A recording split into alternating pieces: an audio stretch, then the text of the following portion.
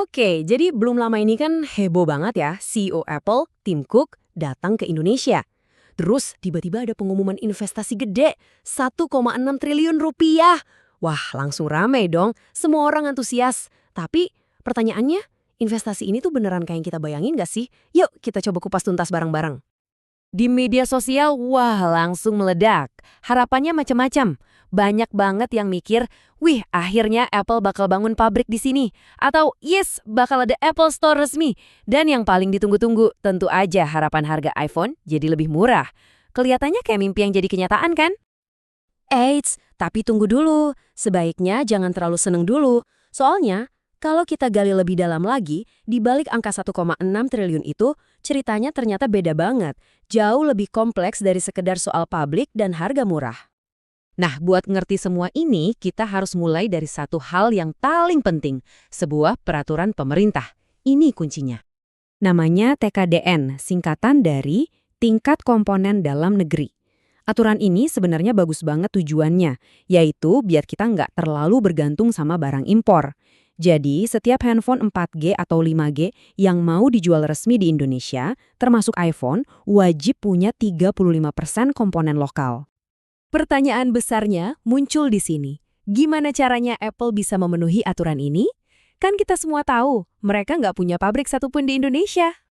Nah, ternyata ada celahnya.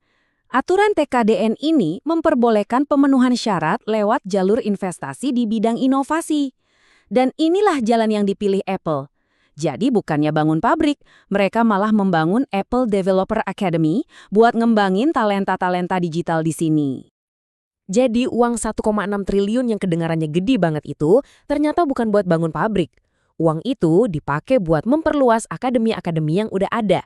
Intinya, ini cara pintar Apple buat memenuhi syarat minimal supaya bisa tetap jualan di pasar Indonesia yang besar ini.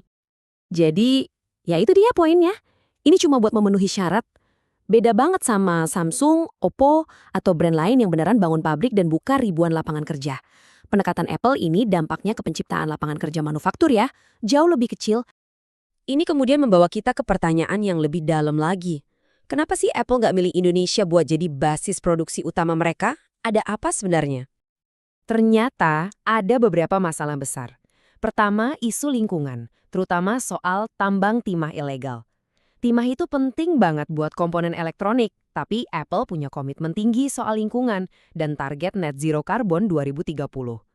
Kedua, rantai pasok kita belum siap, komponen lokalnya masih sedikit banget. Ketiga, produktivitas tenaga kerja kita juga dinilai masih kalah saing. Terakhir, ya lokasi kita yang agak jauh dari pusat rantai pasok utama mereka. Nah, ini nih yang bikin kaget. Coba lihat perbandingannya.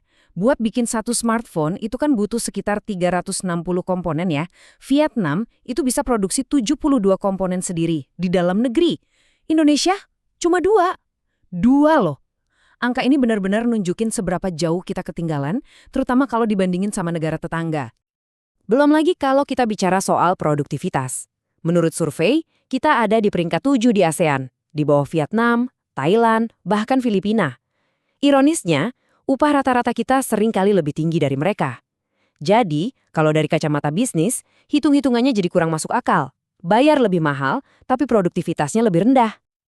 Oke, jadi kalau bukan Indonesia, terus uang Apple lari kemana? Nah, mari kita intip kemana mereka mengalihkan fokus produksinya sekarang. Dan data ini berbicara dengan sangat jelas. Lihat aja perbedaannya. Di Vietnam, investasinya 256 triliun rupiah. Di Indonesia, 1,6 triliun. Angkanya aja udah kelihatan banget kan? Bedanya kayak langit dan bumi. Ini nunjukin di mana prioritas strategis Apple sebenarnya berada. Kenapa Vietnam dan India? Karena mereka menawarkan paket yang super komplit. Biaya tenaga kerja lebih murah, ekosistem manufakturnya udah jadi dan matang, dan yang paling penting, pemerintahnya ngasih insentif yang gila-gilaan buat narik investor. Coba bayangin, pemerintah Vietnam nawarin tax holiday atau bebas pajak sampai 50 tahun. Ini level persaingan yang harus kita hadapi. Sementara di kita tawaran yang sekompetitif itu ya belum ada. Di sisi lain ada India. Apple punya target yang nggak main-main. Mereka mau mindahin 25% atau seperempat dari total produksi iPhone global ke India pada tahun 2025. Ini bukti nyata kalau India udah jadi salah satu pilar utama strategi mereka buat mengurangi ketergantungan pada China. Jadi, apa artinya semua ini buat kita? Ini bukan lagi sekedar berita investasi biasa. Ini semacam wake up call, panggilan buat Indonesia untuk bangun. Pertanyaan mendasarnya sekarang buat kita semua adalah, kita ini mau sampai kapan cuma jadi pasar konsumen, cuma jadi penonton dan pengguna produk buatan negara lain? Atau kita mau mulai bergerak untuk jadi negara produsen? Kalau kita mau jadi pemain utama, jelas banyak banget pekerjaan rumah yang harus diselesaikan. Mulai dari bikin insentif pajak yang lebih menarik, kebijakan energi bersih yang jelas, beresin masalah tambang, sampai benar-benar ngebangun ekosistem teknologi lokal yang kuat dari hulu ke hilir. Pertanyaan ini benar-benar merangkum tantangan utama yang kita hadapi sekarang. Kita punya potensi yang luar biasa besar, tapi sayangnya kita masih lebih sering jadi pasarnya orang lain. Jadi, setelah melihat semua fakta ini, pertanyaan besarnya tetap sama. Dan ini untuk kita semua renungkan. Gimana caranya kita bertransformasi? Dari sebuah bangsa yang jago mengkonsumsi, menjadi bangsa yang juga jago memproduksi. Jawaban dari pertanyaan inilah yang akan menentukan arah masa depan ekonomi kita.